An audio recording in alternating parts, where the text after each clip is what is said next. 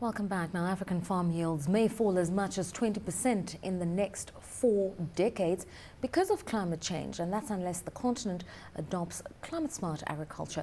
Ministerial Conference on Climate-Smart Agriculture kicked off in Johannesburg earlier today. Joining us now to tell us more is Jamal Saghir.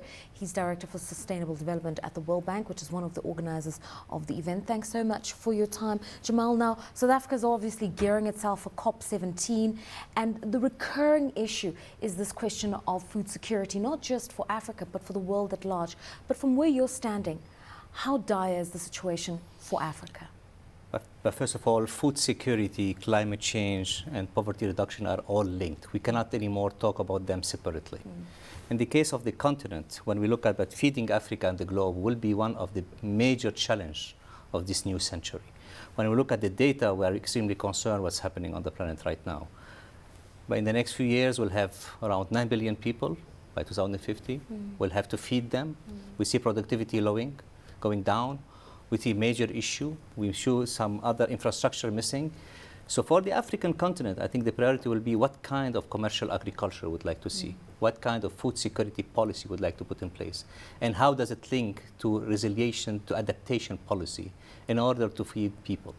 But one of our major concerns is that as we see right now with the pricing of food going up, around 40 million people went back to poverty since June.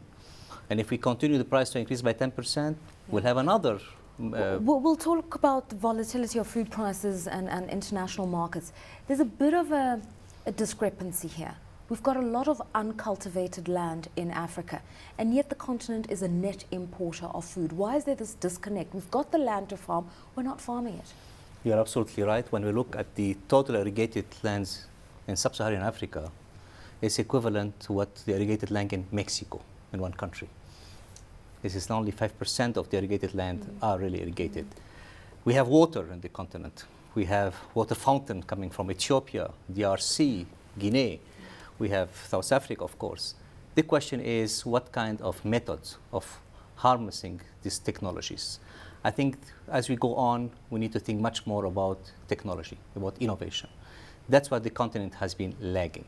So how do we optimize the use of the new technology to be able to get much more yield on the use of farm? What kind of subsidy would like to think about it for fertilizer? But it goes back what kind of farmers we would like to get in the continent. Obviously, because a lot of Africans are small-scale farmers, so we have to start thinking about large-scale agricultural industries. Let's talk about climate change, because it brings with it two very significant risks. Drought, as we're seeing in East Africa right now, and flooding in other seasons. Now, as the environment changes around us, we need to be smarter in the way in which we farm.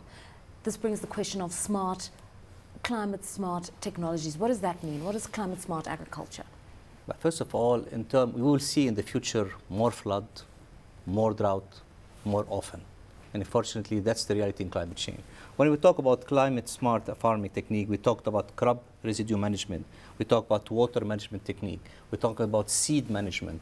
We talk about different research and development to tell us how do you use less land, get higher yield, use less water, getting more yield. This is the kind of productivity increase that we have to think about it. And I think in the continent, we have an opportunity because now we have the farmers, in my opinion, becoming entrepreneurs. And therefore, how they will have to be in this equation, because the farmer could be our soldier for the fight against climate change in the agriculture sector. You know, the agriculture sector emits around 14% the CO2.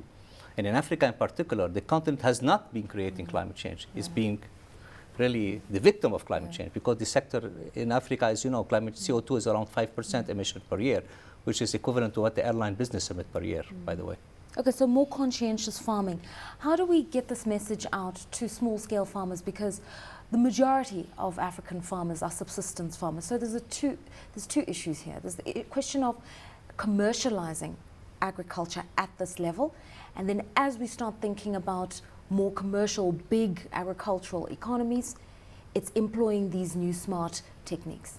We need the farmers represent, and by the way, 70% of the poor in Africa are farmers. The farmers should be part of the supply chain. When we talk about commercialization, they have to be part of a system. when they produce the crop, how to put it on the market, what kind of transport mechanism, what kind of financing facility, what kind of microfinance. We need to integrate the farmer and the supply chain so they can be part of the system.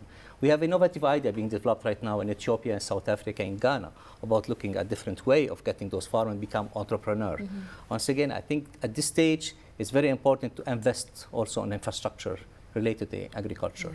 The World Bank, as you know, came back in infrastructure financing. We put around $7 billion in the world in infrastructure agriculture. In the Africa region alone, we put around $1 billion per year. But we need a lot of basic infrastructure so that the farmer can have access to markets, from the market and have access to other markets. And that's what Latin America has done. That's what East Asia has done. That's what South Asia. We have to look at a new green agricultural revolution for the continent, on which the farmers become much more part of the commercial system, and where also the other financial system help them outreach and export. Let's talk about that financial system. Let's talk about the utopia where the roads have been built, the farmers have access to markets, the land has been irrigated, and the crop yields are higher. Now there's the question of making the products marketable and accessible to a wider audience, working within the financial system. You spoke earlier about volatile prices, and those volatile prices creating an inflationary pressure now for the average consumer and an uncertainty for the farmer. How do we ensure that the financial system, the banks, work in tandem with the broader green revolution we're talking about? You need to have sound financial system. You need to have capital market that is working. You have, this is basic of business development that is needed to allow the whole system to glue together. In addition to that, you need the enabling environment for private sector development, the regulation, remove the red tape, sound regulation. The regulation should help the farmer, should help the consumer, not to be an impediment for that development. I think that's what we see in this context right now. We have to be export-oriented. The market outside Africa is huge. As we talk right now, for instance, Europe will import from Peru some product. They can be imported from Mali. They can be imported from Ethiopia. They can be imported from South Africa. Why you go so far? Because they have much better systems in place. And the financial market should be able to facilitate, and as we have seen it in other places. But I think the policy of the government are important. And when we link it back to the climate change will push us to be much more innovative, to do much more research and development. And really, I would like to congratulate the government of South Africa for their leadership in the COP17, because that's the kind of idea that we have been discussing this morning. Right. Thanks so much for being here with us and sharing your insights. Jamal Saghir, he's Director for Sustainable Development at the World Bank, just talking to us about this important issue. And of course, I think we will interrogate a lot more of these environmental questions ahead of COP17 later on this year.